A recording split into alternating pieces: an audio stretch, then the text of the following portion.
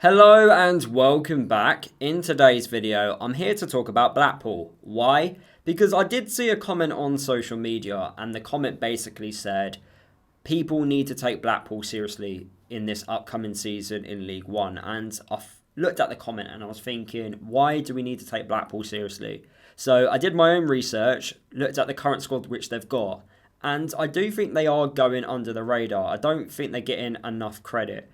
So I'm going to go into detail about what they've done so far in the summer window and why I think more League One fans need to take them a little bit more seriously.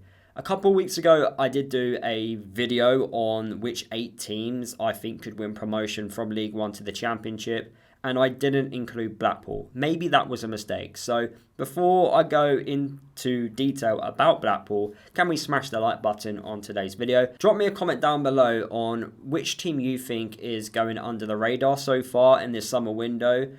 Or give me a surprise package. Do you think there's going to be a team that's going to shock everyone in this upcoming season in League One? Or do you think actually it's quite obvious on which teams are going to win promotion from League One to the Championship? Let me know your thoughts and feelings down in the comments. And if you are new to my channel, please subscribe. I make Luton and EFL content. I'm really close to hitting 5,000 subscribers. I want to do this before the season starts. So please, if you're new, subscribe to my channel. So let's have a quick look at last season before we talk about this upcoming campaign for Blackpool. So last year they finished 9th in League One, 11 points from Leyton Orient, who finished 6th.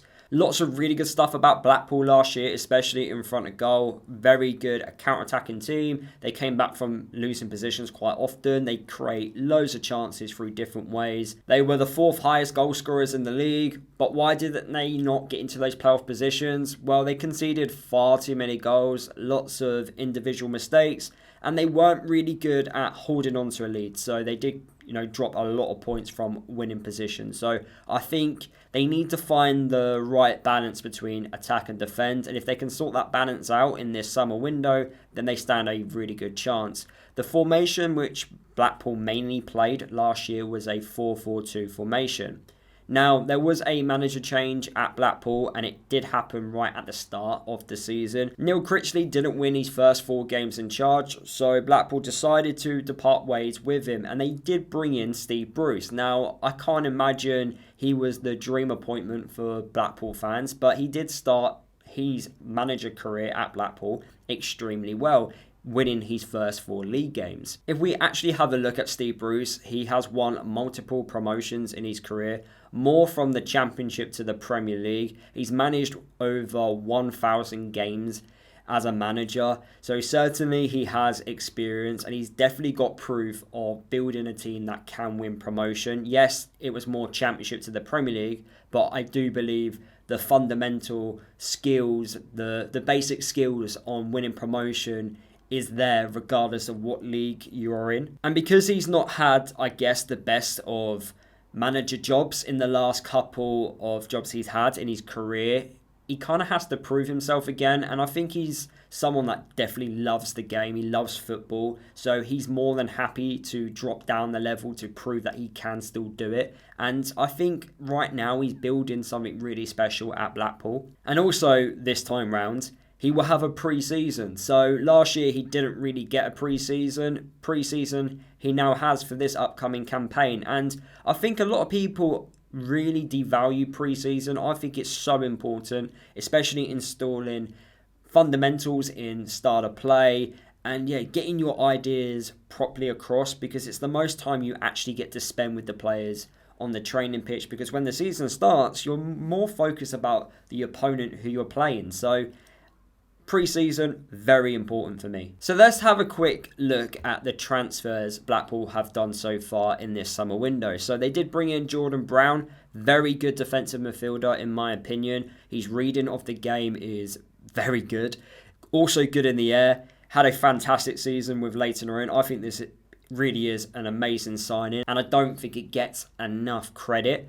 The second signing which they did make was George Honeyman, who is an attacking midfielder who loves to get stuck in. Very experienced playing in the Championship. He also has won promotion out of League One as well. He's an ex-Millwall player as well, and I always say this with Millwall players. I think you have to put effort in at that football club. They do not accept, lack of work ethic. So he's someone that will work very hard for the team, I'm sure. Another really good signing was Fraser Horsfall. I don't know how Blackpool managed to pull this off, but they managed to sign him from Stockport, who had a good year last year, managed to get into those playoff positions. So already they've signed 2 players that featured in the playoffs last season in League One, and also an ex-championship player. So that already is a good start to the window. Horsfall is a very good ball-playing defender, wins an awful lot in the air in both boxes, so I can imagine he's definitely going to get a couple of goals to his name this year. Franco Ravizoli, a goalkeeper which Blackpool signed from Wycombe Wanderers, another player that featured in the playoffs last season in League One. Really good shot stopper. He did get dropped from being number 1 keeper when Wycombe did sign Will Norris from Portsmouth in January, but ultimately, a solid keeper who has done a job in League One. Blackpool also signs another player with championship experience, Michael Eligwe. I think that's how you pronounce his name. Probably got it wrong again. Championship experience with Sheffield Wednesday, no-nonsense defender, also wins a lot in the air. He's definitely that type of defender that will throw his body on the line, has already won 3 promotions out of League One. Blackpool also managed to re-sign Niall Ennis from Stoke City. Good signing, had a really good loan spell with Blackpool last season, got 9 goal contributions in 19 appearances. And then recently they managed to bring in a right back, Danny Imbre, who had a fantastic loan spell with Bromley in League 2. Yes, it's League 2, but I think he was more than capable of stepping up to League 1, very attacking fullback. And then let's actually have a look at the current squad which they've got. So Oliver Casey, who I think is one of the best centre-halves in League 1, don't really see a bad thing about him. I've had a look at him quite a few times because I've wanted a centre-half at Luton throughout the last 12 months, and Oliver Casey was definitely a name that I kept bringing up. Really good at tackling, great in the air. Albie Morgan in the midfield, very good passer of the ball. Another one that I wouldn't actually mind at Luton. 14 goal contributions from midfield. Lee Evans, another former player with championship experience. Really good midfielder at this level. Already won 3 promotions in his career from League One. Good passer of the ball. 9 goal contributions from midfield. Looking at Blackpool's midfield already, you can definitely see why it maybe was a little bit imbalanced last season, especially with going forward, really good, but maybe defensively they needed to be a little bit tighter. James Husband, who I thought had a really good season last year for Blackpool, very experienced player at this level, playing left back. A January signing who I felt done well and I still think has plenty of potential in Tom Bloxham. I think this upcoming season is definitely a year that I think lots of League One fans should keep an eye out on. Really good time at Shrewsbury last season, got his move to Blackpool, and yes, he didn't start every single week, but he did do, he did have an impact in the way Blackpool was playing. Maybe this season, playing a little bit more, he can add a lot more goals to his name. As I'm recording this video, Blackpool have already lost Sonny Carey. They lost him quite early in the summer window. He was a fantastic player for Blackpool last season. He ended up joining Charlton in the Championship. Really good at finishing and a good passer of the ball. And then another player that might be leaving to join Charlton, I think it's pretty much a done deal, is Rob Apter. Another really good player, had a good season last year for Blackpool, 11 goal contributions from the right-hand side, and I think he's going to go on to have a really good career. I think he's joining Charlton, who are the right club for him. I think Nathan Jones is really good at progressing younger players and, just constantly improving them. So when you look at the recruitment which Blackpool have already done and also the players they already have at the football club,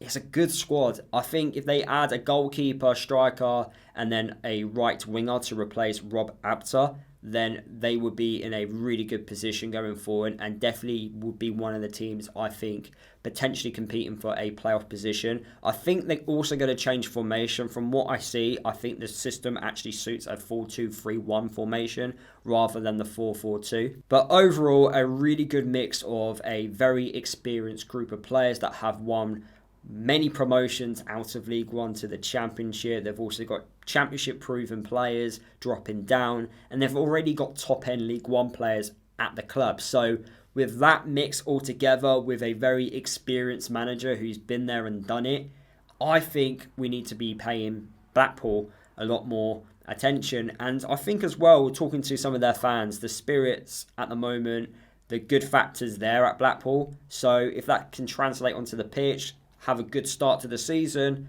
I can definitely see Blackpool maintaining that. So that is the end of today's video. Please smash the like button on today's video. It does help the video perform better on YouTube.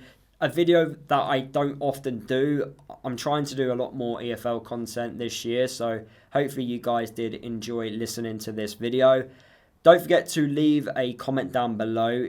If there is another team that's going under the radar, please let me know, and also let me know your thoughts on the video itself. And if you are new to my channel, please subscribe. I'm trying to hit 5,000 subscribers before the season starts. And yeah, I'll see you guys in the next video.